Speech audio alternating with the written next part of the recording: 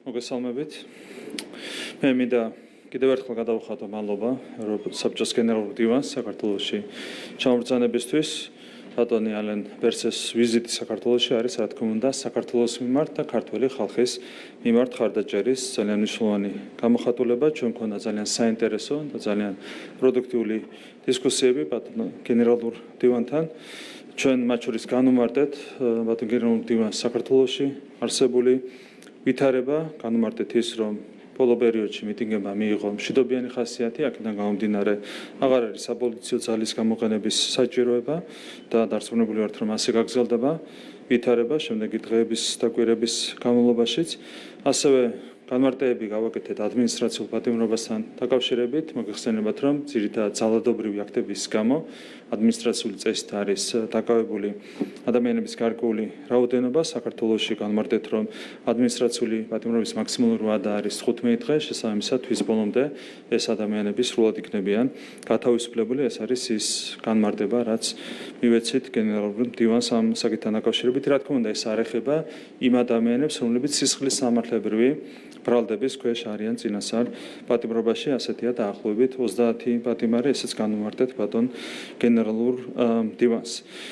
რაც შეეხება გამოძიებას, როგორც ერთი ისე მიმართულებით წარიმართება გამოძიებები, ამასთან დაკავშირებითაც განმარტება მიიღო ბატონმა გენერალურმა დივანმა. ჩვენ კიდევ ერთხელ დავაფიქსირეთ ჩვენი სათყოფნა, რომ ვითანამშრომლოთ ევროსაბჭოს ყველა სტრუქტურასთან ასეთ საკითხებთან დაკავშირებით. ასევე ჩვენ მქონდა შევლობა კანონმდებლობაზე, მათ შორის შევლობა ჰქონდა გამჭვირვალობის შესახებ კანონთან დაკავშირებით.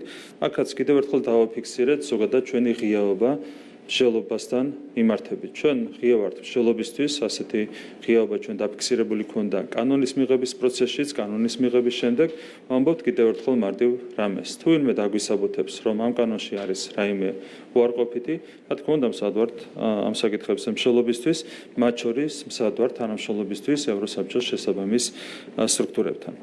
შემდეგი საკითხი, რაც მინდა შევეხო, ეს არის ბატონი ვახტანგ გომელაურის დანიშნა საქართველოს ვიცე-პრემიერად.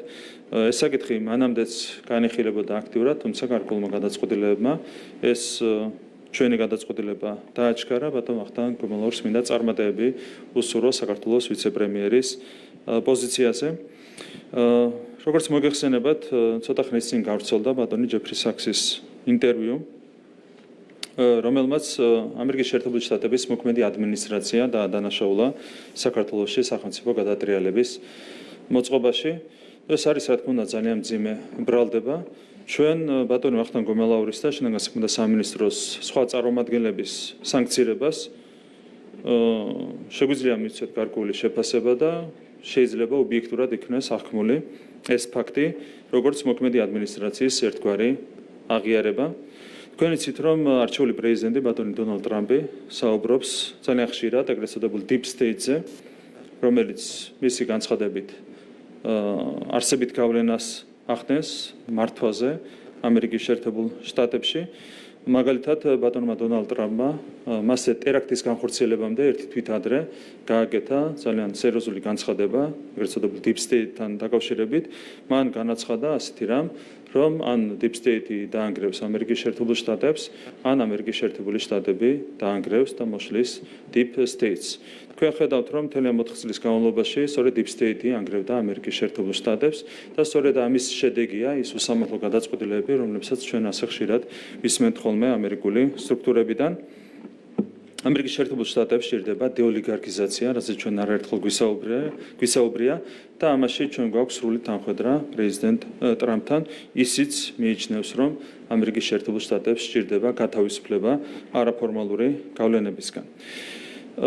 რაც შეეხება კიდევ ერთხელ შინაგან საქმეთა სამინისტროს და ამერიკული მოქმედი ადმინისტრაციის მხრიდან მიღებულ გადაწყვეტილებას, რა თქმა უნდა, ეს არის მორიგი ანტიქართული გადაწყვეტილება და აქაც ჩანს deep state-ის და ასე ვთქვათ ხელი და ჩანს არაფორმალური გავლენები, რაც იდგა ამ გადაწყვეტილების უკან.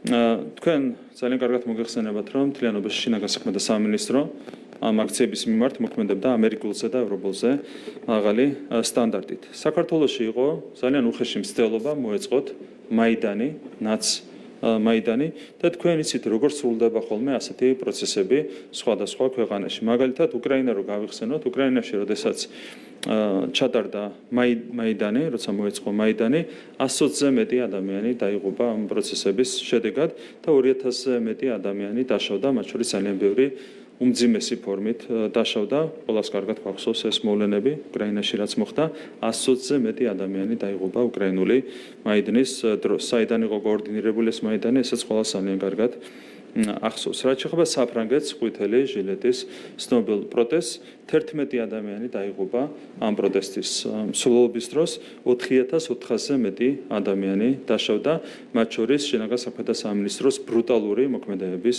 შედეგად. ასევე გახსოვთ, როგორ წარიმართა პროცესები ამერიკის შეერთებულ შტატებში, როდესაც ადამიანთა ჯგუფი შევიდა კაპიტოლიუმში, შეიჯრა კაპიტოლიუმში, კაც პირდაპირ ტყვია ესრულეს და მოკლეს ადგილზე. თქვენ ხა წარმოიდგინეთ ასეთი რამ საქართველოში როგორ შეიძლება მოხდეს. ჩვენ როცა ვსაუბრობთ იმაზე, რომ საქართველოში შინაგან საქმეთა სამინისტრო მოქმედებს ამერიკულზე და ევროპულზე მაღალი სტანდარტით, გვაქვს კონკრეტული მაგალითები ამისათვის, ხომ ასეთი რამ წარმოუდგენელი იქნებოდა საქართველოში, თუმცა ამერიკაში ისე გაიარა ყველაფერმა, რომ რაიმე განსაკუთრებული პროტესტი ამას არ მოყოლია, ხო, იგივე საფრანგეთში, იგივე უკრაინაში.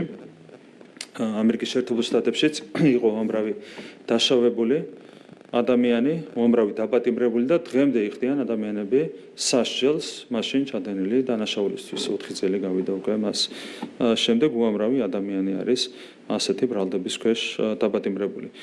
საქართველოს პრაქტიკად შეგვიძლია გავიხსენოთ, მაგალითად 2011 წლის 26 მაისი, რომ გავიხსენოთ 4 კაცი მოკლეს პირდაპირ მშვიდობიან დემონსტრაციას.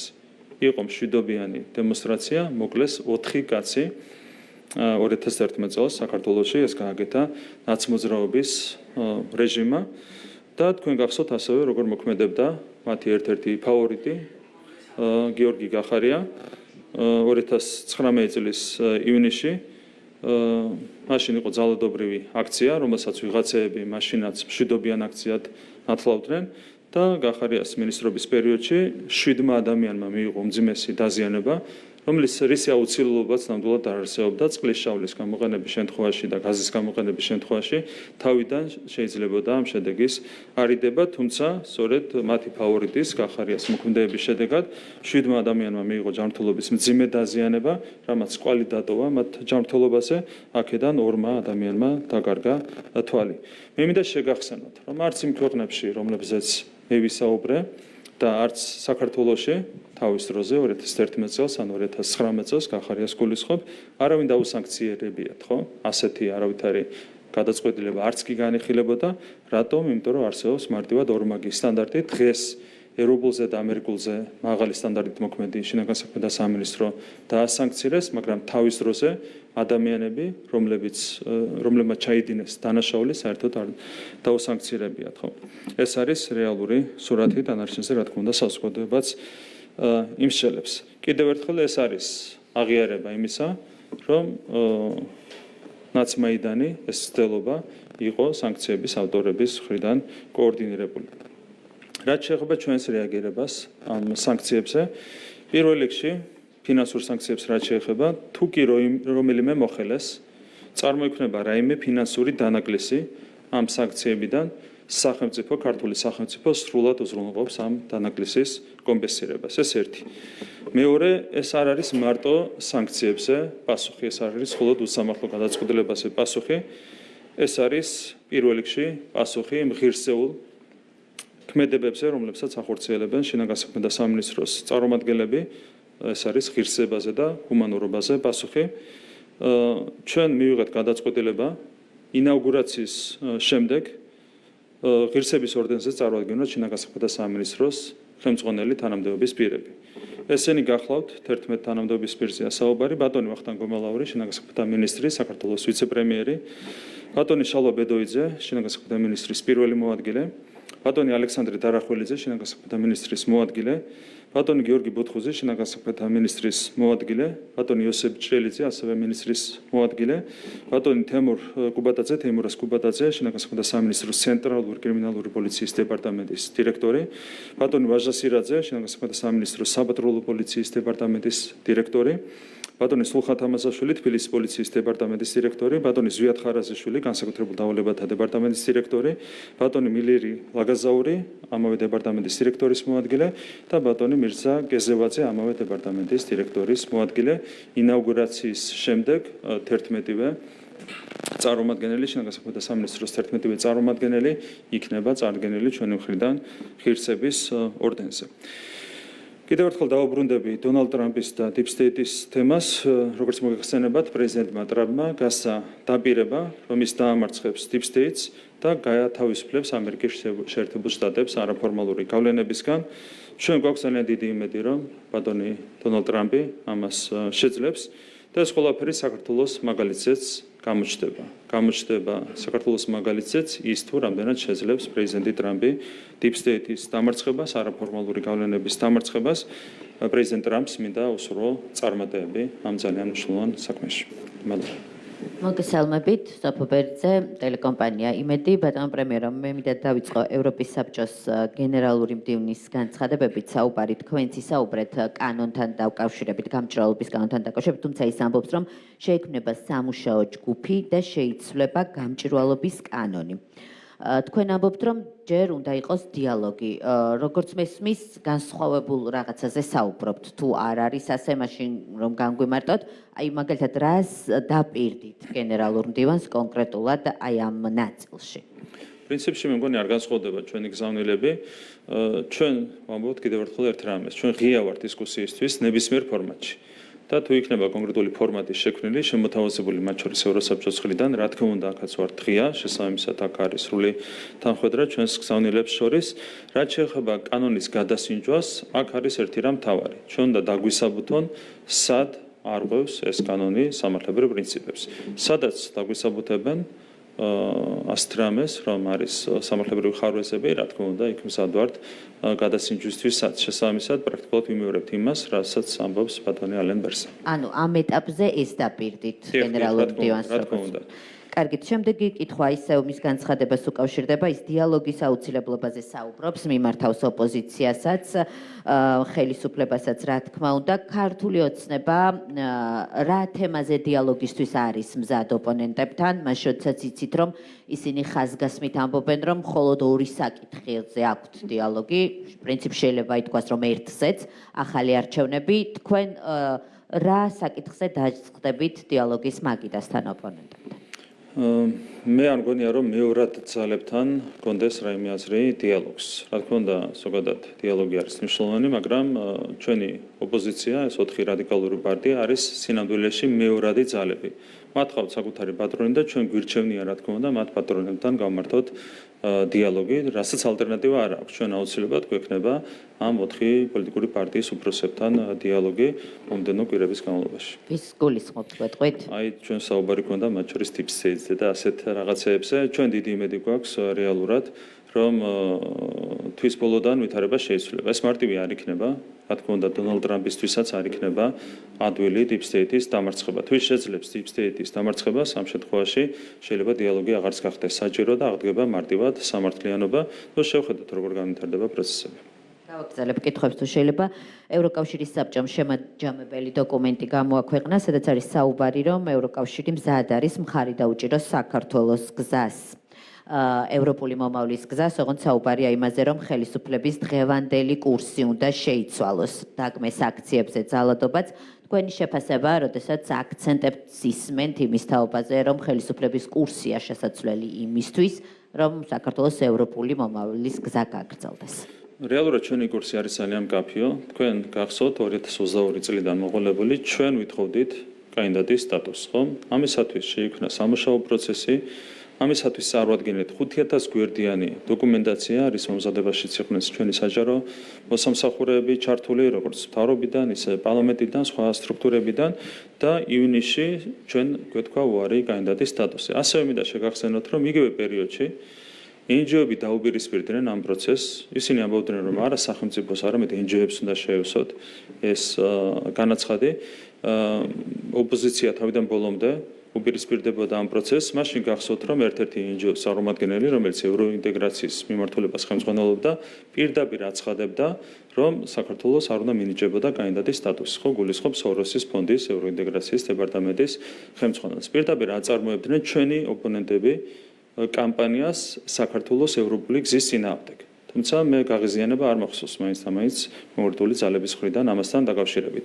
ანუ ჩვენი ოპონენტები აწარმოებდნენ კამპანიას საქართველოს ევროინტეგრაციის წინააღმდეგ, ჩვენ ვითხოვდით საქართველოს წინსვლას ევროინტეგრაციის მიმართულებით. ივნისში გვეთქვა უარი, არავითარი განმარტება არ მოგვისმენი ამასთან დაკავშირებით, შესაბამისად ადამიანებმა, რომლებიც იუბრალებენ პროქართულობას, გადადგეს ყველაზე ანტიქართული ნაბიჯი და ქართულ ხალხს უთხრეს 2022 წლის ივნისში უარი კანდიდატის სტატუსზე. ამის შემდეგ წელიწადნახევარი გაგრძელდა ეს პროცესი. წარმოგვიდგინეს 12 პუნქტი, ჩვენ მასშინვე მყისიერად დავიწყეთ მუშაობა 12 პუნქტზე. ვინ არ შემოვიდა პროცესში, ეს იყო ოპოზიცია. ოპოზიცია და NGO-ები არ შეუერთდნენ ამ პროცესს, რომელიც პირდაპირ იყო დაკავშირებული კანდიდატის სტატუსის მიღებასთან, ბოიკოტი გამოუცხადეს იმ პროცესს, რომლის გარეშე შეუძლებელი იყო კანდიდატის სტატუსის მიღება. აქაც ჩვენი ხელისუფლება თავიდან ბოლომდე მოქმედებდა ამ მიზნით, რასაც ქვია საქართველოს წინსვლა ევროპული მიმართულებით და პირდაპირ ღიად და უხეშად ოპოზიცია თავისი NGO-ებით დაუპირისპირდა ევროინტეგრაციის პროცესს, უბრალოდ ჯგუფებშიც კი არ შემოვიდნენ. და ამ კამპანიას ჰქონდა მხარდაჭერა მათი მედია საშუალებების მხრიდან, NGO-ების მხრიდან და ასე შემდეგ. ხო, NGO-მას თქვეს უარი ამ პროცესში მონაწილეობაზე. ჩვენ მარტო მივბრძოლეთ წელიწადნახევრის განმავლობაში და მარტო მოვიპოვეთ, გამოგვლიჯეთ ხელიდან შესაბამის ძალებს კანდიდატის სტატუსი. ამის შემდეგ გაგრძელდა პროცესი და აქაც ზუსტად იგივე. არიან ადამიანები, რომლებიც აცხადებენ, რომ საქართველოს არ უნდა მიეცეს არაფერი. არც კანდიდატის სტატუსი, არც მოლაპარაკებები უნდა გაიხსნას და ეს შემდეგ. ჩვენ მუდმივად ვითხოვთ ამას. ვისი კურსია პროევროპული და ვისი არის ანტიევროპული, ამაზე საზოგადოება უნდა იმშელოს. ჩვენ ყველაფერს ვაკეთებთ იმისათვის, რომ უზრუნველყოთ ჩვენი ქვეყნის წინსვლა ევროპული მიმართულებით, ჩვენი ოპონენტები აკეთებენ ყველაფერს საპირისპიროდ. ერთი სიტყვა ვერ დავაცდევინეთ, ვერც ოპოზიციას, ვერც NGO-ებს, ვერც სალომე ზურაბიშვილს შარშან იმასთან დაკავშირებით, რომ საქართველოს უნდა მინიჭებოდა კანდიდატის სტატუსი და მათი შესაბამისი განცხადების გარეშე მაინც მოვიპოვეთ ეს სტატუსი. მოგვიანებით იგივე პროცესი გაგრძელდა. ერთადერთი, არა მარტო ერთადერთი სუბიექტი, ვინც არის საქართველოში პროევროპული, არის სწორედ ხელისუფლება. ყველა დანარჩენი 3 წელია აწარმოებს კამპანია საქართველოს ევროინტეგრაციის წინააღმდეგ, რაც უბრალოდ ხელის გულზე დევს. ისინი ამბობდნენ, რომ არ უნდა მოგვენიჭოს, არ უნდა გაიხსნას, ჩვენ ვმოვდით, რომ უნდა მოგვენიჭოს, უნდა გაიხსნას მოლაპარაკებები, ხო? ეს არის ფაქტები და დანარჩენი არის ელემენტარული ლოგიკის და წაკითხulis და მოსმენელის გააზრების საქმე. ჩემი შემდეგი კითხვა ისევ ევროპული საბჭოს ხდომაზე გაკეთებულ განცხადებას უკავშირდება და მისი ავტორი არის უკრაინის პრეზიდენტი, რომელიც მოუწოდებს ლიდერებს, რომ მოახდინონ კონკრეტულად ბიძინა ივანიშვილსა და მის მეგობრებზე, ციტირებას ვახდენ, გზეწოლა. როგორ ფიქრობთ, რა ინტერესი აქვს ვოლოდიმირ ზელენსკის, როდესაც ასეთ მოწოდებას აკეთებს ევროპელი ლიდერების მისამართით? მე არ მინდა ზელენსკის საერთოდ რაიმე განცხადება გავაკეთო, ის არის ძალიან მძიმე მდგომარეობაში, ის ვერ მოქმედებს დამოუკიდებლად, ვერც მაშინ მოქმედებდა დამოუკიდებლად, როცა ელჩი გაიწვია საქართველოსდან, ვერც მაშინ მოქმედებდა დამოუკიდებლად, როდესაც ჩვენი ელჩი გამოუშვა უკრაინიდან. ეს არის სამწუხარო რეალობა. ჩვენ გვესმის, უკრაინა არის ომის მდგომარეობაში, უკრაინის პრეზიდენტი არის ომის მდგომარეობაში. აქედან გამომდინარე, ჩვენ არანაირი სურვილი არ გვაქვს, რომ რამინერად შევიდეთ პოლემიკაში მასთან. თუმცა, რა თქმა უნდა, სამწუხაროა დასანანია ეს განცხადებები, რაც მის მხრიდან გეტდება. და ბოლო კითხვა მექნება ესტონეთის პარლამენტში განვითარებულ მოვლენებზე. ჩვენ ვიცით ესტონეთის საგარეო საქმეთა მინისტრის დამოკიდებულება ქართული ოცნების ხელისუფლების მიმართ, ბევრი კრიტიკული განცხადება ამას მოყვა სანქციებიც, თუმცა გაირკვა, რომ პარლამენტში მეგობრობის ჯგუფის ხელმძღვანელი გადააყენეს თანამდებობიდან მხოლოდ იმიტომ, რომ როგორც ის ჩვენთან ინტერვიუში ამბობს, უბრალოდ არ იზიარებს საგარეო საქმეთა მინისტრის პოლიტიკას და ინიციატორი მისი გადაყენების სწორედ საგარეო საქმეთა მინისტრის პარტიის წევრები იყვნენ. რასთან გვაქვს საქმე? თვითონ ამბობს, რომ რეპრესიების მსგავსი ხდება მასთან დაკავშირებით. ლიბერალური ფაშიზმი ყველგან მოქმედებს ერთი ხელწერით, აბსოლუტურად. საქართველოში, ესტონეთში, სლოვაკეთში თუ გერმანიაში ყველგან ხელწერ არის უბრალოდ იდენტური. აქაც ადამიანმა განსხვავებული აზრი დააფიქსირა და ვნახეთ სრული შეუწყნარებლობა განსხვავებული აზრის მიმართ, რაც არის ლიბერალური ფაშიზმის ერთ-ერთი მთავარი გამოხატულება. ხო, ძირითადად ორ რამეზე დგას ლიბერალური ფაშიზმი, ეს არის სიცრუე და სიძულვილი. ამ შემთხვევაში ვნახეთ, რომ მსგავსი ხელწერით მოქმედებენ ესტონეთში შესაბამისი ძალები, რაც არის ძალიან სამწუხარო. ჩვენ ვრჩებით ესტონეთთან ზოგადად სამხრივი მეგობრობის რეჟიმში, ეს არის ის მდგომარეობა, რომელიც კიდევ ერთხელ შემიძლია დავადასტურო. მოგესალმებით, ქეთი სანთარაია, ტელეკომპანია რუსთავი 2, მეც რამდენიმე კითხვას დავსვამ თუ შეიძლება. თქვენ დღეს შეხვდით ალფერსის უკვე მეორედ. დანარჩენი დღების განმავლობაში ის ხვდებოდა არაერთ პოლიტიკურ ლიდერს. თუმცა ერთადერთი ხართ თქვენ, პრემიერ-მინისტრი, ვისაც მეორეჯერ შეხვდა და დღეს რა განცხადებებიც მოვისმინეთ უკვე ოფიციალურ პრესკონფერენციაზე, თქვენთან შეხვედრის დროს დაზუსტ და იგივე გამჭვირვალობის შესახებ კანონში ცვლილებებთან დაკავშირებით, რომელზეც ისაუბრობს და ასევე სხვა კანონებთან დაკავშირებითაც ისაუბრა მან, რომ ამ სამუშაო ჯგუფის ფორმატში იქნება მსჯელობა და საუბარი. გამომდინარე იქიდან, რომ მე წარმოვადგენ საქართველოს არჩეულ ხელისუფლებას, ლოგიკურია, რომ დასაწყისში და ბოლოში გაიმართა ორი შეხვედრა, ჯერ პირველი შეხვედრა და შემდეგ შემაჯამებელი შეხვედრა. რა თქმა უნდა, ამ მეორე შეხვედრის მიზანი იყო იმ საკითხების შეჯამება, რაზეც ჰქონდა საუბარი ამ დღეების განმავლობაში ბატონ ბერსეს. ჩვენ გავცვალეთ მოსაზრებები ყველა საკითხთან დაკავშირებით, მათ შორის ჩვენი პოზიცია დავაფიქსირეთ კონკრეტულ თემებზე, იგივე კანონებთან დაკავშირებით და ეს შემდეგ.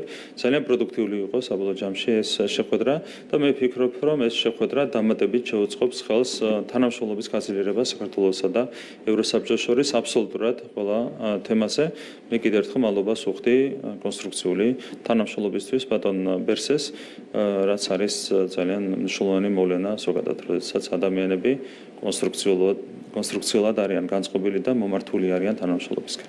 და აი ამ ფორმატში მუშაობის გაგრძელებას ელოდებით თუ არა უკვე იმ სამუშაო ჯგუფის ფორმატში, რომელმაც უნდა იმსჯელოს იგივე გამჭვირვალობის კანონთან დაკავშირებით. ანუ კონსტრუქციულად წარიმართება ეს მსჯელობა და ეს სამუშაო ჯგუფის ფუნქციონირება. ჩვენი დამოკიდებულება იქნება კონსტრუქციული, ამის გარანტია შემიძლია მოგცეთ. ღია ვართ ნებისმიერი ფორმატისთვის. ჩვენ არ გაურბივართ არასდროს დისკუსიას, გამომდინარე იქიდან, რომ გვაქვს მყარი პოზიციები. ჩვენ მიგვაჩნია, რომ ჩვენი პოზიციები არის სწორი და სიმართლე არის ჩვენს მხარეს. აქედან გამომდინარე, ჩვენი მხრიდან ყოველთვის ფიქსირდებოდა ღიაობა და ახლა შეგვიძლია იგივე დამოკიდებულება გამოვხატოთ ნებისმიერ ფორმატში, სად ვართ, რა თქმა უნდა, დისკუსიებისთვის. ეს არის კიდევ ერთხელ რაც შემიძლია გითხრათ.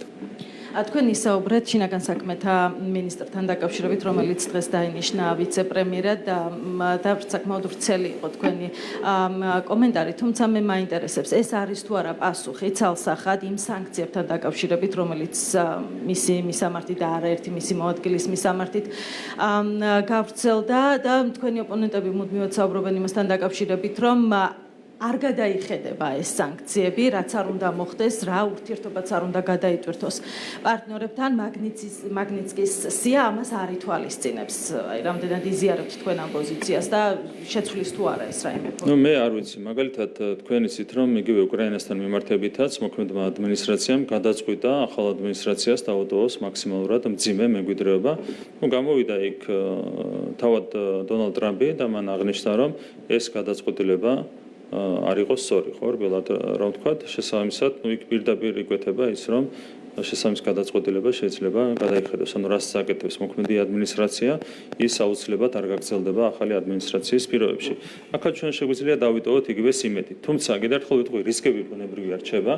შეძლებს თუ არა დონალდ ტრამპი დიპ სტეიტის დამარცხებას და არაფორმალური გავლენების დამარცხებას, ეს გამოჩნდება უკვე 20 იანვრის შემდეგ. დავალოდოთ მოვლენების განვითარებას. ჩვენ გვაქვს იმედი, რომ შეძლებს დამარცხებას, თუმცა კიდევ ერთხელ ვიმეორებ, ეს არ იქნება მარტივი. ჩვენს მაგალითზე კიდევ ერთხელ ვიტყვი, ყველაზე კარგად გამოჩნდება ის თუ რამდენად დამარცხდება დიპ სტეიტი და არაფორმალური გავლენები ამერიკის შეერთებულ შტატებში. გლობალური ომის პარტია უნდა დამარცხდეს. ეს არის მნიშვნელოვანი არა მარტო ამერიკის შეერთებული შტატებისთვის, არა მარტო საქართველოსთვის, არამედ მთელი მსოფლიოსთვის. თქვენ ნახეთ რა უქნეს მსოფლიოს წინა 4 წლის განმავლობაში. და რა მოუტანა Deep State-მა სოფლიოს წინა 4 წლის განმავლობაში მთელი სოფლიო არის არეული. რა ხდება უკრაინაში, რა ხდება ახლო აღმოსავლეთში, რა ხდება მათ შორის სირიაში. მთელი სოფლიო არის ეს, ხო? ჩვენ იმედი გვაქვს, რომ დამარცხდება Deep State-ი და Deep State-თან ერთად დამარცხდება ომი სოფლიოში. ეს არის ჩვენი ძალიან დიდი იმედი. ჩვენ იმედი გვაქვს, რომ Deep State-ის დამარცხებით მშვიდობა დაისადგურებს შემდეგი 4 წლის მანძილზე მაინც სოფლიოში. და კიდევ ერთ შეკითხვას დავსვამ თუ შეიძლება ევროპულმა საბჭომ გამოაქვეყნა დასკვნა და წინა კვირას როდესაც მიმდინარე დღების განმავლობაში როდესაც საუბარი იყო იგივე მინისტრების დონეზე საგარეო საქმეთა მინისტრების დონეზე რომ დიპლომატიური პასპორტები და ასევე სავიზო შეზღუდვები დაწესდა მთელი რიგი მიმართულებით თუმცა აი ამ დასკვნაში ამაზე არ არის საუბარი და ეს რისი მანიშნებელი არის თქვენთვის მე რომ ევროკომისია ამ ყველაფერს მაინც საბოლოო დასკვნაში ეწინა არ გაუსწრებ მოვლენებს დღეს გრძელდება ევროპული საბჭოს ხდომა და დავალოდებით საბოლოო ტექსტს საბოლოო გადაწყვეტილებებს და ამის შემდეგ გავუკეთებთ კომენტარს ამ თემაზე რაც შეეხება ტიპ პასპორტებზე სავიზო შეზღუდვების დაწესებას ესეც იყო რა თქმა უნდა ევროკომისიის მხრიდან მინისტრთა საბჭოს მხრიდან ანტიქართული რეკომენდაცია, ანტიქართული გადაწყვეტილება, ეს არის რაც შემიძლია გითხრათ ამ ეტაპზე დანარჩენი დავალოდებით ევროპული საბჭოს გადაწყვეტილებას. მოგესალმებით ბატონო პრემიერო, ანა ბროლაძე საზოგადოებრივი მაუწყებელი იმავე თემას გავაგრძელებ. 3 პუნქტი არის საქართველოსთან დაკავშირებით ევროკავშირის საბჭოს დეკლარაციაში. ერთი წაგიკითხავთ ციტატას საბჭო წუხილს გამოთქვამს საქართველოს მთავრობის გადაწყვეტილებაზე შეაჩეროს ქვეყნის ევროკავშირში გაწევრიანების პროცესი 2028 წლამდე. მეორე პუნქტი არის რომ გულს მიმდინარე პროცესებს და ითხოვს დამნაშავეების დასჯას და ბოლო პუნქტი ევროპული საბჭო ხაზგასმით აღნიშნავს ევროკავშირის მზადყოფნას მხარი დაუჭიროს საქართველოს მოსახლეობის ევროპულ მისწრაფებებს და ქვეყნის გზას ევროკავშირში გაწევრიანების მიმართულებით საქართველოს ხელისუფლების მიერ თავისი დღევანდელი მოქმედებების კურსის შეცვლის შემთხვევაში. კურსის შეცვლაზე მანამდეც არაერთხელ მოგვისმენია ორი კანონი იდგა დღის წესრიგში და ვუბრუნდები იმ თემას, რომელზეც დღეს ასევე მოვისმინეთ ევროსაბჭოს გენერალური მდივნისგან. თქვენ თქვით, რომ სამუშაო ჯგუფში თუ მოისმენთ არგუმენტებს, შესაძლებელია ღია ხართ, თქვათ. ზაობა არის თქვენი გუნდის მხრიდან, რომ იყოს ცვლილებები, თუმცა დღეს დადასტურებული პოზიცია მოვისმენთ. ის არა რომ ჯგუფში იქნება დისკუსია და თუ მოისმენთ თქვენ პოზიციებს შეიცვლება არა. ანუ ძალიან კაფიოდ თქვა რომ შეიცვლება ეს კანონი. შეგიძლიათ კიდევ ერთხელ დღეს გისმენთ ყველგან კივცრალად ისაუბრეთ, მაგრამ გითხრათ რა მიმართულებით ცვლილებებისთვის არის მზად. თუ შეიცვლება რა, იმიტომ რომ თუ შეიცვლება, მოდი ასე ვიკითხავ მაშინ. კი, მაგაზე ერთ მარტივ რამეს ვეთქვი. ნახეთ, ჯერ ხონდა შედგეს დისკუსია. იქნებ დისკუსიის პროცესში ვლინდება ის, რომ კანონი არის თავიდან ბოლომდე კარგი. აი რა შვებით მაშინ უნდა შევცვალოთ მაინც. რა თქმა უნდა, ასეთ პირობებში არ შეიძლება კანონის შეცვალა. ჯერ უნდა დასაბუთდეს პუნქტობრივად რა არის კარგი, რა არ არის კარგი და ამის შემდეგ მიიღება გადაწყვეტილება ცვლილებასთან დაკავშირებით და შესაბამისად ამის მიხედვით მიიღება გადაწყვეტილება იმასთან დაკავშირებით, თუ რა შეიძლება შეიცვალოს, რა უნდა შეიცვალოს. ამიტომ ჯერ დავიწყოთ დისკუსია, მერე ვთქვათ, შეიცვლება თუ არა და მერე ვთქვათ, რომ შეიცვლება, რა შეიცვლება, ხო? ანუ ეს არის ყველაზე ჯანსაღი მიდგომა ამ თემასთან დაკავშირებით. თუმცა, რადგან ისე უბრუნდებით ჩემს პირველ შეკითხვას და ევროკავშირის საბჭოს დეკლარაციაში 3 პუნქტს. ამას აღიქვამენ და ასე აყენებენ დღის წესრიგში, მათ შორის იმ ანგარიშებიც, რომელიც გამოქვეყნდა მოლაპარაკებების გახსნის მიმართულებით, გაფართოების ანგარიშებში. საუბარია, რომ ეს ორი კანონი არის შემაფერხებელი და ბევრჯერ დაგვისვამს ხომ თქვენთვის ამ მიმართულებით შეკითხვები. რადგან ასე დგას დღის წესრიგში, რომ კონკრეტული ორი კანონი არის პრობლემური ევროინტეგრაციის გზაზე, რომ დაბრუნდეს ქვეყანა და გუშინდელ განცხადებაშიც იმეც გამოთქვამენ, რომ მოახერხებს საქართველოს ხელისუფლება რომ ამ კურსზე უარი თქვას. აი როგორ წარმოგიდგენიათ მაშინ ევროკავშირში ინტეგრაციის გზაზე დაბრუნება თუ ეს წინაპირობები და წინაღობები არსებობს? ესეც არის დამოკიდებული Deep State-ის მიმართულებით მდგომარეობის ცვლილებაზე. თუ ცვლილებები იქნება ამ შემთხვევაში ასეთი მოთხოვნებიც მოიხსნება. აი მაგალითად ავიღოთ კანონი ოჯახური ღირებულებებისა და არასოციალურთა დაცვის შესახებ, რომელიც არის უმარტივესი კანონი. რამდენიმე პუნქტისგან შედგება, ხო? მაგალითად ამ კანონის მიხედვით არავინ არ შეიძლება აუგრძალოს საჯარო მოხელეს ასე ვთქვათ სქესის მიხედვით განსაზღვრული ტერმინების გამოყენება, ხო? როგორიც არის დედა, მამა, ქალი, კაცი და ეს შემდეგ. თქვენ იცით ბლინკენმა გამოსცა თავის დროზე აქტი, რომლის მიხედვითაც აეგრძალათ სახელმწიფო დეპარტამენტის საჯარო მოხელეებს, რომ ისაუბრონ ამ ტერმინებით. კაცი, ქალი, დედა, მამა, ქალიშვილი, ვაჟიშვილი და ასე შემდეგ. აეგრძალათ ამ ტერმინების გამოყენება. ამ კანონში წერია, რომ ამის აკრძალვა არ შეიძლება. ეს თუ არის ანტიევროპული მოვლენა, რა ვიცი კი ბატონო, იმშალოთ ამასთან დაკავშირებით. ან მაგალითად მე არ შეიძლება მივიდე ხვალ სამოქალაქო რეესტრში და არ შეიძლება ჩემს შესახებ ჩანაწერი შეიცვალოს კაციდან ქალზე, ხო? არ შეიძლება ასეთი რამ. ეს წერია, მეტი არაფერი არ წერია და ამას გვიმტკიცებენ, რომ ეს აფერხებს საქართველოს ევროინტეგრაციას. რატომ ვერ მოახერხეთ მაშინ თქვენმა სახელმწიფო გუნდმა დიპლომატიური მისიების მეშვეობით, რომ აგეხსნათ პარტნიორებისთვის, რომ ეს არის უბნებელი კანონი, თუმცა მაინც ამ უბნებელ კანონებს მიიჩნევენ ჩვენი ევროინტეგრაციის გზის შემაფერხებელ ფაქტორად. ყველაფერი კარგად იციან, უბრალოდ კონკრეტულ ძალებს აქვთ ინტერესი, რომ საქართველოში განავრცონ LGBT პროპაგანდა. ძალიან კარგად იციან ყველაფერი. იციან, რომ ეს ყველაფერი უპირისპირდება LGBT პროპაგანდას, აქ არც ოდნავ კი არაა პრობლემა. მათ უნდათ საქართველოში LGBT პროპაგანდის განვრცობა, უნდათ ის, რომ საქართველოში LGBT პირთა რაოდენობა ხელოვნურად გაიზარდოს, რასაც ვაკვირდებით, ხო? ევროპის ქვეყნებში პროპაგანდა მუშაობს. ევროპის ქვეყნებში, ამერიკის შეერთებულ შტატებში და რამე არ იციან. უბრალოდ Deep State-ის საცეცებს უნდათ საქართველოში, რომ დამძიმდეს ამ თვალსაზრისით ვითარება საზოგადოებაში. იგივე ეხება გამჭრელობის შესახებ კანონს, ხო? აქაც ინტერესი იყო, რომ საქართველოში ფარულად მოიხდინათ რევოლუცია, ხო? და ამიტომ ეწინააღმდეგებოდნენ გამჭრელობის შესახებ კანონს. ძალიან კარგად იციან, რომ კანონი არის კარგი და კარგი რომ არის, იმიტომ არ უნდათ. იგივე ეხება ოჯახური ღირებულების შესახებ კანონსაც, რომ იციან, რომ კარგია, მაგითო არ უნდათ.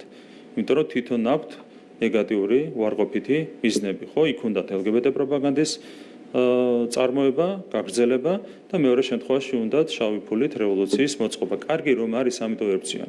ამიტომ ნახოთ, თუ Deep State დამარცხდება ამერიკის შეერთებულ შტატებში, ამას გავლენა ექნება ევროკავშირზეც და ასეთ შემთხვევაში აღარავინ მოგთხოვს ასეთი კანონების გაუქმებას თუ გადახედვას. თუ Deep State კვლავაც გაიმარჯვებს, ამ შემთხვევაში სირთულეები გაგრძელდება, თუმცა ჩვენ მზად ვართ ნებისმიერი სცენარისთვის. და კითხავთ სანქციებაზე, თქვენ ისაუბრეთ ამერიკულ სანქციებზე, აქ დავაზუსტებ ერთ რამეს, თუ მაგალითად რომელიმე სანქცირებულ პირს აქვს ქონება ამერიკის შეერთებულ შტატებში და პრობლემა აქვს, ანუ ვერ გაყიდის, ვერ გამოიყენებს სამოძრაო ქონებას ამ მაგნიტსკის სიის გამო.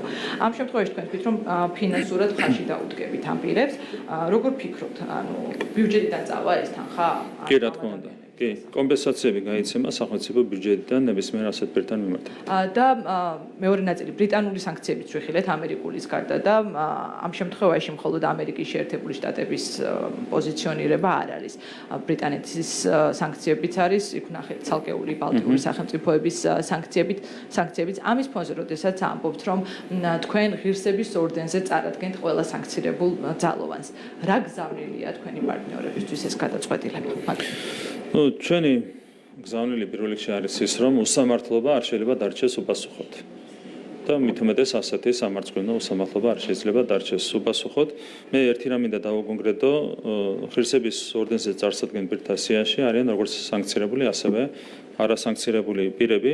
შესაბამისად, მხოლოდ სანქციები არ არის, რა თქმა უნდა, ღირსების ორდენის გაცემის საფუძველი. ჩვენ ვაჯილდოებთ ყველა იმ პირს, რომელმაც განსაკუთრებული ღირსება გამოავლინეს, მათ შორის ამ ბოლო პერიოდის განმავლობაში. რაც შეეხება პასუხს, პასუხი არის ეს. არ შეიძლება უპასუხოდ დარჩეს უღირსი საქციელი, ვინც უღირსად იქცევა, მას შესაბამისი პასუხი უნდა გავცეთ და პასუხი არის ამ შემთხვევაში ღირსების ორდენი იმ ადამიანებისთვის, რომლებიც სწორედ ღირსებით მოქმედებენ, იმ ადამიანებისგან განსხვავებით, რომლებიც მათ დაუწესეს უღირსი სანქციები. მოგესალმებით, გელა ბუჩიკაშვილი, რადიო თავისუფლება. მეც დღევანდელი თემით დავიწყებ და მაქვს არაერთი კითხვა. ევროსაბჭოს გენერალურ მდივანთან შეხვედრის შემდეგ ბრიფინგი გაიმართა და ყოველ შემთხვევაში ჩვენ ასე აღვიქვით და ასეთი განცდა დაგვჭირა, რომ შეთანხმება შედგა ეგრეთ წოდებული აგენტების კანონზე, სახეცვლილება იქნებოდა ამ კანონის. თქვენი ბრიფინგი და თქვენ თქვით, რომ მზად ხართ დასხდეთ და ისაუბროთ. რა შეგიძლიათ რომ თქვათ, აი მაგალითად რა შეიცვალა ამ ადამიანის საქართველოში ჩამოსვლის შემდეგ. ისედაც ცნობილი იყო, რომ თქვენ ამბობდით, რომ თუ ვინმე არგუმენტს მოგაწვდით ისეც, რომელიც თქვენ გადაგარწმუნებდათ, შეცვლიდით კანონს. აი რა შეიცვალა თუნდაც ამ ადამიანის აქ ჩამოსვლის შემდეგ და გარდა ამისა თუ შეგიძლიათ რომ თქვათ რა შეიცვალა ამ შეხვედრებს შორის. იმიტომ რომ თქვენ შეხვდათ 18 დეკემბერსაც თუ სწორად მახსოვს და შეხვდათ დღესაც. მან ასე ვთქვათ მოგაწოდათ ინფორმაცია რაზე შეიძლება საუბარი ოპოზიციასთან თუ აი რა იყო უფრო მეტი დეტალი გითხარით გარდა იმისა რაც თქვით ნუ რაც ხდება ოპოზიციასთან დიალოგს მაინც ხანგრძლივი საუბარი ამ თემასთან დაკავშირებით არ ქონია თავად ჩვენი სტუმრებიც კარგად ხვდებიან იმას რომ ეს დიალოგი არის ბევრ სირთულესთან დაკავშირებული მათ შორის თქვენ ნახეთ რომ მეორე ადგილზე გასული პარტიის წარმომადგენლები საერთოდ არ მივიდნენ ევროსაბჭოს გენერალურ მდივანთან ევროსაბჭოს ხელმძღვანელთან საერთოდ მისვლაც კი არ იკადრეს. ხო, ნუ ასეთ პირობებში დიალოგი რო სირთულეებთან არის დაკავშირებული, რა თქმა უნდა, ამას ბატონი ბერსეც ძალიან კარგად ხვდება. რაც შეეხება გამჭირვალობის კანონს და იმას თუ რა შეიცვალა, ძალიან მნიშვნელოვანი რამ შეიცვალა. ერთი პრინციპული რამ შეიცვალა, ძლივს ნახეთ ევროპელი ადამიანი, რომელიც მზად არის, რომ არგუმენტებით გვესაუბროს. პირველი კაცია, პირველი ევროპელია რომელიც გვეუბნება რომ მზად არის დაგვიჯდეს არგუმენტებით გვესაუბროს ამ კანონთან დაკავშირებით. რასაც ვითხოვთ ამდენი ხანია. ნუ მართლა საოცრება მოხდა. პირველი ევროპელია რომელიც მზად არის დისკუსიისთვის. აი შეიცვალა აქედან გამომდინარე ამ კაცს, ღირსეულ კაცს დაუდასტურეთ მზაობა დისკუსიისთვის. აი ეს არის მთავარი. ანუ მზაობა მხოლოდ შეთანხმება შედგა იმაზე რომ დისკუსიისთვის მზად. რა თქმა უნდა ეს ლოგიკურიც არის. არა, თუ თქვით რომ აი მაგალითად ამ საკითხების დასათმობად ვართ მზად. არა, კანონის დეტალებზე ჩვენ რა თქმა უნდა ვერ ვისაუბრებდით, ეს არ იყო ამ ვიზიტის მიზანი. ვიზიტის მიზანი იყო ჩვენ თანამშრომლობის ფორმატებზე შეთანხმებულიყავით, რაც შეეხება კანონის შინაარსს, კანონის შინაარსის შესაბამის ფორმატში უნდა იქნეს განხილული ბუნებრივი. არჩევნების საკითხი, უკვე ჩატარებული საპარლამენტო არჩევნების საკითხი იყო თქვენი შეხვედრის განხილვის საკითხი. არა, თქვენ ბატონმა ბერსემაც განმარტა, რომ მისიის მიზანი ვერ იქნება ამასთან დაკავშირებით რაიმე შეფასების გაკეთება. რა თქმა უნდა, ჩვენ ინფორმაცია გავუზიარეთ გენერალურ მდივანს ყველაფერთან დაკავშირებით, თუმცა მან შეხვედრის დროსაც დაადასტურა ის, რაც თქვა საჯაროდ, რომ მისია ვერ იქნება არჩევნების შეფასება და მან ერთი საინტერესო რამ თქვა, რომ არჩევნების შეფასება არის შესაბამისი სახელმწიფო სტრუქტურების ფუნქცია. ეს არის CESCO, ეს არის საკონსტიტუციო სასამართლო, რომლებსაც არ აღიარებენ, ხო, კონკრეტული სუბიექტები ჩვენს ქვეყანაში. მან დაადასტურა ის, რომ შესაბამისი სახელმწიფო სტრუქტურები აფასებენ არჩევნებს და არა ევროსაბჭო. ჩვენთვისაც, რა თქმა უნდა, ეს არ იყო მიზანი არჩევნების ლეგიტიმაციას, რაც შეეხება არჩევნების ლეგიტიმაციას ანიჭებს ხალხი.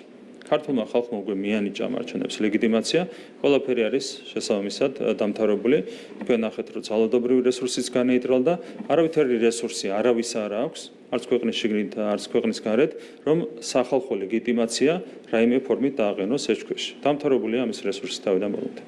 რამდენიმე კვირის წინ დამტკიცდა პარლამენტში თქვენი მთავრობა თქვენი ხელმძღვანელობით და მაშინ ყოველ შემთხვევაში არ დაგისახელებიათ რომ ვიცე-პრემიერი უნდა ყოფილიყო ვახტანგ გომელაური. ანუ უკვე ახალი არჩეული პარლამენტი იყო, ახალი მთავრობა იყო და თქვენ თქვით დღეს რომ დააჩქარა სანქციების საკითხმა.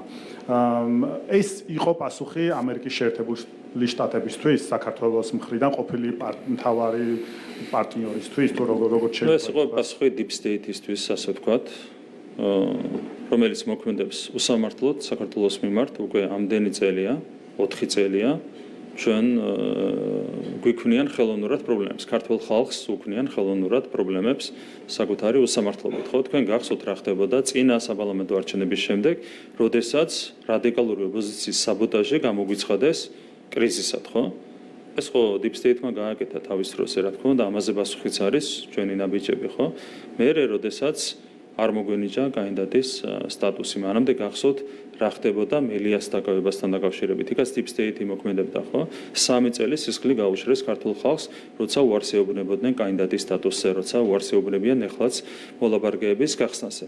deep state-ს გავეცით ჩვენ ღირსეული პასუხი მოსამართლობაზე, რასაც ხედავთ ჩვენ მათი მხრიდან. თუმცა შედეგი არ შეიცვლება, სანქცირებულად არ რჩება გომელაური, ანუ არ არსებობს არ ვიცი, თუ პრეზიდენტი ტრამპი დაამარცხებს deep state-ს, ამ შემთხვევაში სანქციებიც მოიხსნება, დავალოდოთ როგორ განვითარდება პროცესები. დღეს თქვენ ისაუბრეთ, როცა სანქცირებაზე საუბრობდით, ახსენეთ გიორგი გახარიას სახელი და გვარი და ახსენეთ ის მოვლენები, როცა 20 ივნისის გულისხმობთ, როცა აქცია დაიშალა და არაერთი ადამიანი გსაყვედურობდათ მაშინ რომ ძალას გადაამეტა ხელისუფლება.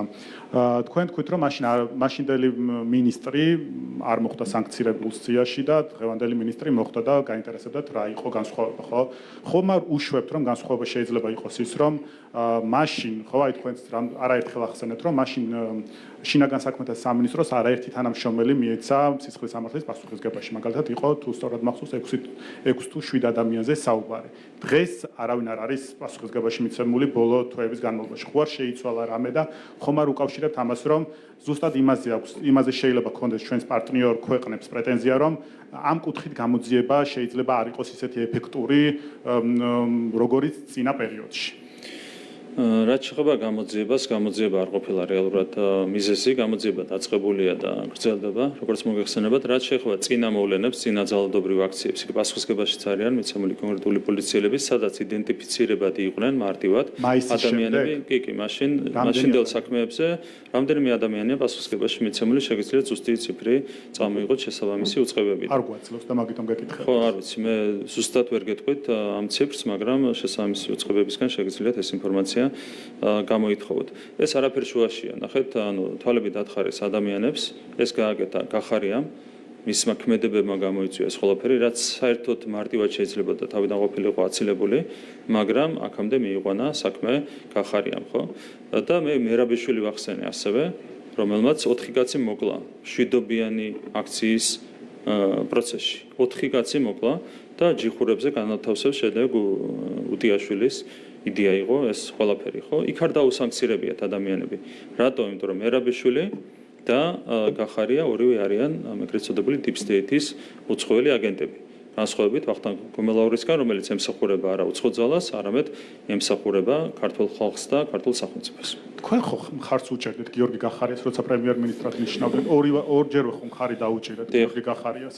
ანუ პერსონალურად მაინც რატომ არ გაგიჩნდათ პროტესტი, თუ კი მან აი ესე დღეს ახსენეთ თვალები დათხარა ადამიანს, ხო?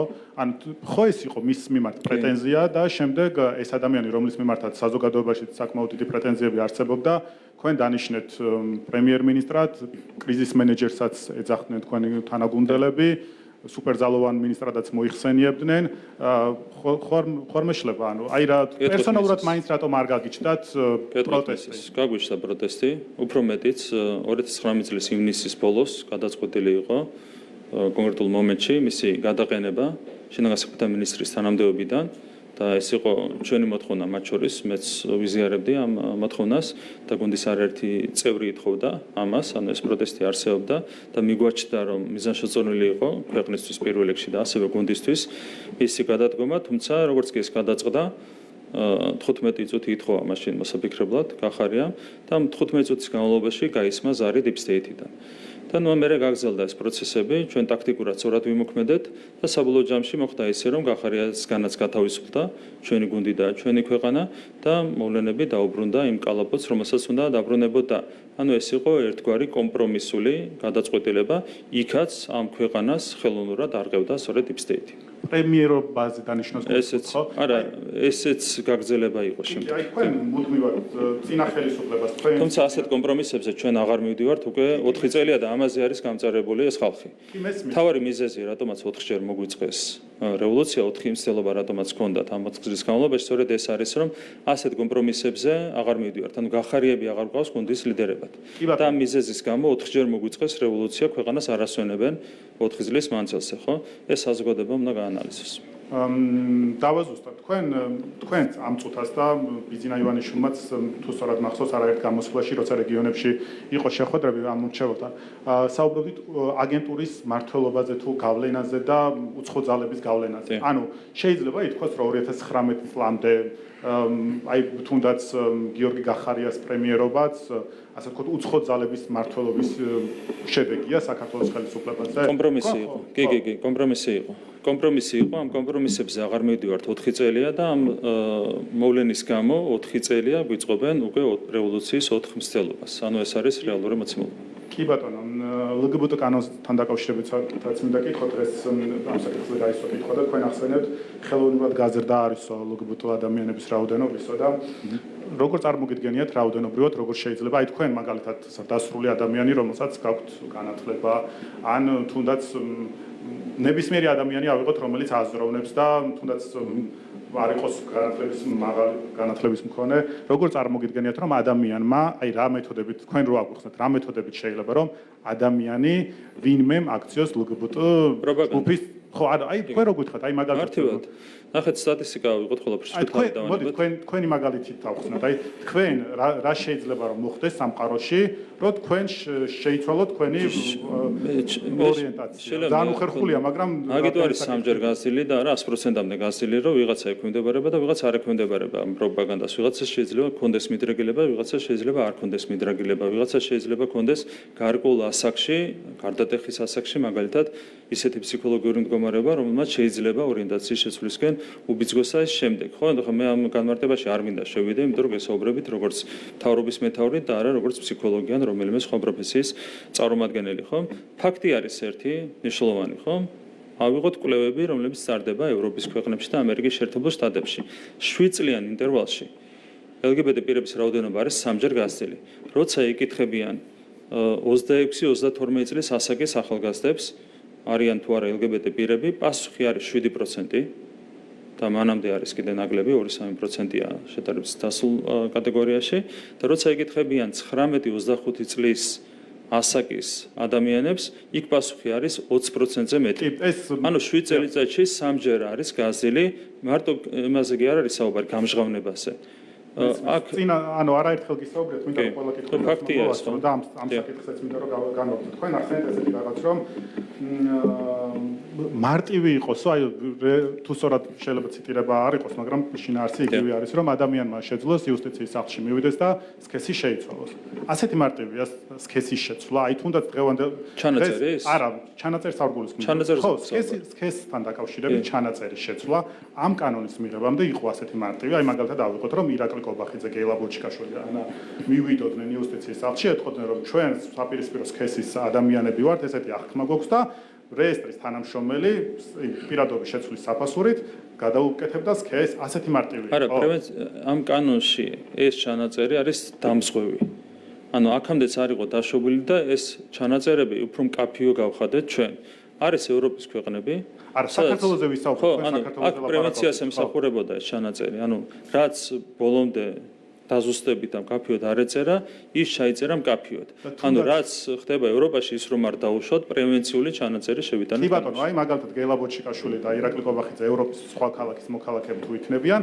მივიდოდნენ იქაურს საჯარო რეესტრში ყოველგვარი იმის garaში გადაწყვეტდნენ ესე რომ ჩვენ გადაწყვეტილი გვაქვს რომ სქესი შევიცვალოთ და შევუცვლით კი არის ქვეყნები სადაც აი მაგალითი რომ მითხრათ რომ აი ეს პირადი განცხადების ყოველგვარი კვლევის ყოველგვარი სასამართლოების გადაწყვეტილებიც კი არსებობს ნახეთ ვიღაცებმა იჩივლეს ამასთან დაკავშირებით გაასაჩურეს ეს მოვლენა და სასამართლოებმაც კი დაადგინეს საკონსტიტუციო სასამართლოებმა რომ თუ ადამიანს უნდა სქესის შესახებ ჩანაწერის შეცვლა სქესის გადაკეთების garaშეც უნდა შეძლოს ამის გაკეთება ამას ასაბუთებენ ეგრეთ წოდებული თვითგამორკვევის ჩვენ ხო თავისუფალი სასამართლოები გვაქვს ან თქვენ ხო ქართული ოცნება ხო ამას ამბობს რატო არ მიანდეთ სასამართლოებს ეს საქმე თუ კანონი იმისთვის არის რომ რაღაცები დაასრულოს ხო აი რა ჩაიცვლება ლგბტ პროპაგანდა შეიძლება ჩაითვალოს თუ არა ვინმეს წარმატებულ ისტორიაზე ამბის გაცნობა აი მაგალითად ქართული ოცნების ხშირად ვიყენებდით ერთ-ერთი კვების ობიექტის მიერ დაბეჭდილ ბროშურებს რომელიც ელტონ ჯონის ცხოვრებას შეეხებოდა აი თქვენ როგორ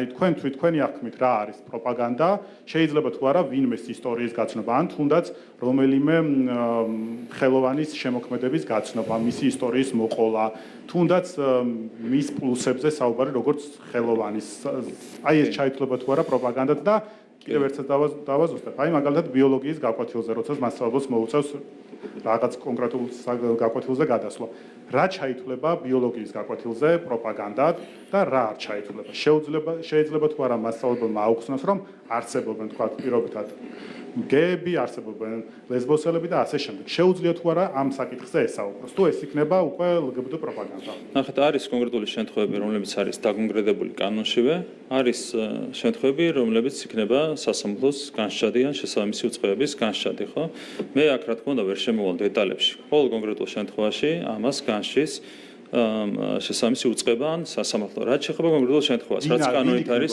ვინ იქნება? აი შესაბამისი შეიძლება იყოს კი სკოლის ადმინისტრაცია შეიძლება იყოს მედია საშუალების ადმინისტრაცია, მერე შეიძლება იყოს სასამართლო, ხო? რაც შეეხება კონკრეტულ შემთხვევას, მაგალითად, ამ კანონის მიხედვით არ შეიძლება რომელიმე ფილმი, რომელიც გადის მაგალითად ტელევიზიაში, შეიცავდეს ერთსქესიანი წყვილის ინტიმურ სცენას, ხო? რაც წერია კანონში იმის ახსნა მინდა თქვენ როგორ იქ მე შემიძლია ეს ჩემი განმარტება მოგცეთ, მაგრამ ეს არ არის რელევანტური, შესაბამისმა უწყებებმა უნდა განმარტონეს ყველაფერი. მე შემიძლია ჩემი აზრი გითხრათ. მაგრამ არ ივარგებს ეს, იმიტომ რომ მე შეიძლება ვიღაცამ ჩათვალოს, რომ მინდა გავლენის მოხდენა ინტერპრეტაციაზე და ეს არ არის ჩემი ფუნქცია. შესაბამისი უწყებები მისცემენ კონკრეტულ შემთხვევაში ინტერპრეტაციას, თუ ვინმეს არ მოეწონება წავა სასამართლოში, შეუძლია წავიდეს სტრასბურგში. ყველანაირი დაცვის მექანიზმები არის გარანტირებული ჩვენი განმავლობით. ბოლო კითხვასაც დაგისვამ, თქვენ წინა გამოსვლაზეც და იმის წინა გამოსვლაზეც ახსენეთ, რომ რეიტინგებით საქართველოში შემცირებული არის ევროკავშირის მიმართ ნდობა. თქვენ რომ აი ევროპული ინსტიტუტების მიმართ ნდობა ევრობარომეტრმა ჩაატარა ეს კვლევა, ეს არის ევროკავშირის კვლევა. მოკლედ, თქვენ რომ მაუხსნათ ახლა კი ყურებთ პირდაპირ ეთერში, რა სიკეთეები შეიძლება მოიტანოს საქართველოსთვის ევროკავშირში წევრობამ და რა გააკეთეთ თქვენ იმისთვის, რომ ეს დამოკიდებულება შეგეცვალათ, რომელიც კვლევა მაჩვენა. მადლობა. პირველ რიგში აქ არ არის საუბარი ევროკავშირის მიმართ ნდობაზე, საუბარია ევროპული ინსტიტუტების მიმართ ნდობაზე. რაც შეეხება ნდობას ევროპული ინსტიტუტების მიმართ, ამ ნდობას არყევენ შესაბამისი ინსტიტუტები. როდესაც ევროპული ინსტიტუტები პირდაპირ აჩვენებენ იმას, რომ მათ უნდათ ხელისუფლებაში მწამებლების და მკვლელების დაბრუნება, ხო? ეს რა თქმა უნდა არყევს ნდობას ინსტიტუტების მიმართ. ევროკავშირის მიმართ ნდობა არის განსხვავებული რამ. რაც შეეხება ჩვენს, ასე ვთქვათ, წვლილს ევროკავშირის მიმართ ნდობის ზრდაში, ეს წვლილი არის პირდაპირ გამოხატული ასევე იგივე რეიტინგებში, როცა საუბარია ევროკავშირზე, 10%-ით არის გაზრდილი 2012 წლის შემდეგ ევროკავშირის მიმართ დადებითი დამოკიდებულება. იყო 75% და არის დაახლოებით 85%-მდე ჩვენი მმართველობის პირობებში. ეს არის რა თქმა უნდა ჩვენი დამსახურება. ჩვენ მაშინაც კი როდესაც უხეშად თავს გვესხმიან ევროპული ინსტიტუტები, მაშინაც კი ვამბობთ, რომ გვინდა ევროკავშირში ინტეგრაცია. და ეს არის თავარი მიზეზი, რატომაც ჩვენ ქვეყანაში ვინარჩუნებთ 80%-ზე მაღალ ნდობას.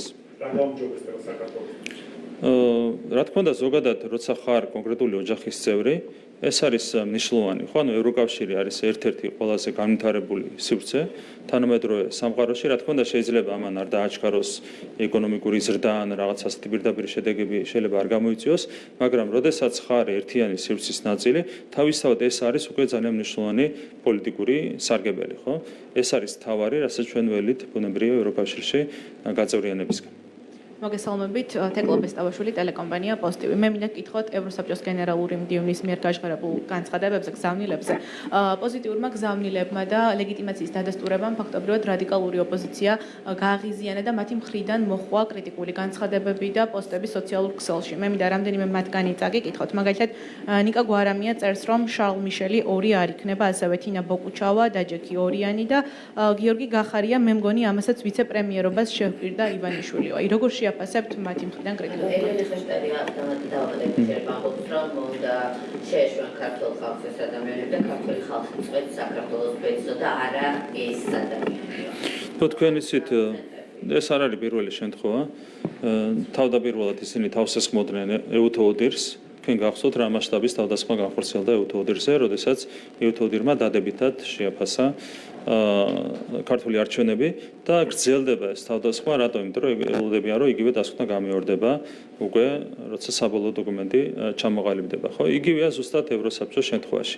ეს შეგახსენებთ, რომ ეუთო და ევროსაბჭო არის ორი უმსხვილესი ევროპული გაერთიანება, სადაც ჭარბობენ სწორედ დემოკრატიული სახელმწიფოები და შესაბამისად ეს ორი სუბიექტი ასრულებს მნიშვნელოვან როლს ევროპაში მოვლენების სწორი მიმართულებით განვითარებაში, თუმცა ისინი პირდაპირ თავს ესხმიან ევროპის ამ ძალიან მაღალი რანგის წარმომადგენლებს, ჯერ თავს დაესხნენ პირდაპირ ეუთოს და ეუთოს ხელმძღვანელობას და ახლა უკვე გადავიდნენ ევროსაბჭოს ხელმძღვანელობის მიმართ თავდასხმას. ეს ხდებოდა 4 წლის წინაც, როდესაც ხედავენ, რომ არიან გარკვეული ობიექტური სუბიექტები, რომლებიც ობიექტურად აფასებენ მოვლენებს ქვეყანაში, მაშინვე რადიკალური ოპოზიცია არჩევს ხოლმე თავდასხმას ასეთ ადამიანებზე. ამის გაგრძელება ეს ყველაფერი. თან ხედავთ, რომ ძალიან უხეშ ფორმას იძენს ხოლმე ასეთი თავდასხმები და ეს განცხადებები რის ციტირებას თქვენ განახორციელეთ არის სწორედ ამის გამოხატულება.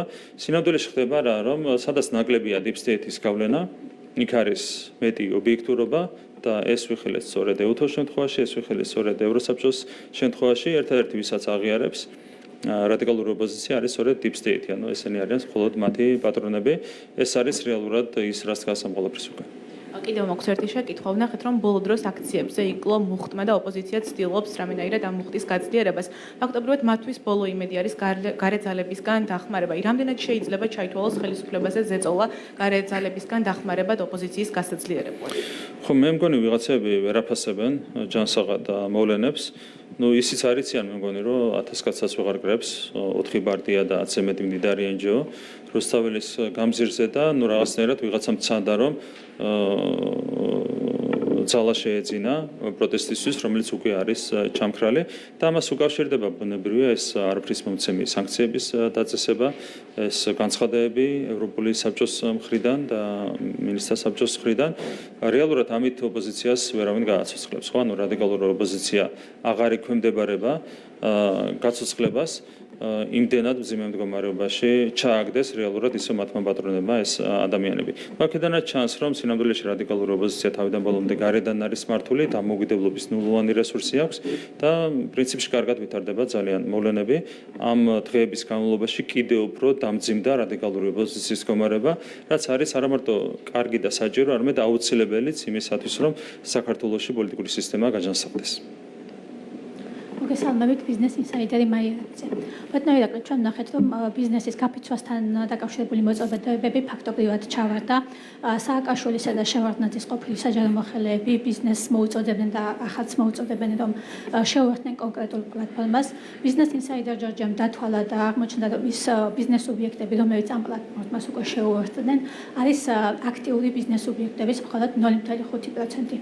როგორ აფასებს ხელისუფლება ამ ფაქტს, რამდენად შეიძლება იყოს ეს ვთქვათ გამოწვევა ბიზნესისთვის, ასევე საინტერესოა როდესაც დასრულდება ის ულტიმატუმი, რომელიც იქ არის აღნიშნული, საუბარია ახალი არჩევნების ჩატარებაზე, ანუ რა იქნება შემდგომ, როდესაც დასრულდება ულტიმატუმი. კი. რადიკალურ ოპოზიციას აბსოლუტურად ყველა მცდელობა ჩაუვარდა, მათ შორის ჩაუვარდა ბიზნესზე ზეწოლის მცდელობაც, რაღაც პატარა შედეგს მიაღწიეს, თუმცა ვერავითარი არსებითი შედეგი ვერ მიიღეს. ჩვენი პასუხი ამ ყველაფერს იქნება ერთადერთი, რა თქმა უნდა, ბიზნესის თავისუფლებას ვერავითარი საფრთხე ვერ შეექმნება. მათ შორის, რა თქმა უნდა, ვერავითარი საფრთხე ვერ შეექმნება იმ სუბიექტების ბიზნეს თავისუფლებასაც, რომლებიც ასეთ აქტებს შეუერთდნენ.